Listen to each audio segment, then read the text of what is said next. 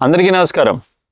అయితే ఈ కాలంలో సంతానమే కలగనటువంటి వాళ్ళు చాలానే ఉన్నారు. అలాంటి వాళ్ళకి ఏ ఔషధాలు వాడుకొని మనకి మంచి గిరిజన వైద్యం ఏదైనా ఉంది అని మనం చూసినట్లయితే, మన గిరిజనులు, వైద్యులు, వైద్యురాళ్ళు సంతానం కలగటానికి ఎలాంటి ఔషధాలు వాడేవాళ్ళో మీకు తెలుసా అండి?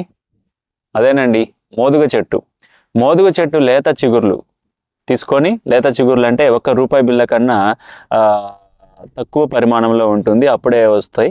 ఆ లేత చిగుర్లు తీసుకొచ్చి బాగా కలవలో నూరుకొని మంచిగా టాబ్లెట్లు చేసుకొని దాని ఉదయం ఒకటి సాయంత్రం ఒకటి బయస్ట్ అయిన 5వ రోజు నుంచి లేదా 7వ రోజు నుంచి ఒక వారం రోజులు తిన్నట్లయితే వాళ్ళు మన యొక్క సంభోగ శక్తి పెరుగుతూ స్త్రీ పురుషుల మధ్య మంచి ఆప్యాయత ప్రేమ వస్తూ మంచి సంతానోత్పత్తికి తోడ్పడుతుంది ఈ మోదుగ చిగుర్లు. ఇది బ్రహ్మాండమైనటువంటి దైవ రహస్యము. ఇది చక్కగా ఉపయోగపెట్టుకోండి. దీనికి ఇంకొకటి కూడా, మగ సంతానం కలగటానికి కూడా ఇది తోడ్పడుతుంది ఈ మోదుగ చిగుర్లు. ఈ మోదుగ ఆకుల్లోనే మన వాళ్ళంతా కూడా భోజనాలు చేసినటువంటి రోజులు. అందుకే ఆనాడు ఎంతమంది సంతానాన్ని పుట్టించినా ఎలాంటి అనారోగ్య సమస్యలు లేకుండా ఎంతో మందిని సంతానాన్ని మన దేశానికి పరిచయం చేశారు మన పూర్వీకులు. ఇది గిరిజన వైద్యం, గిరిజన వైద్యురాలు ఇచ్చినటువంటి యోగం.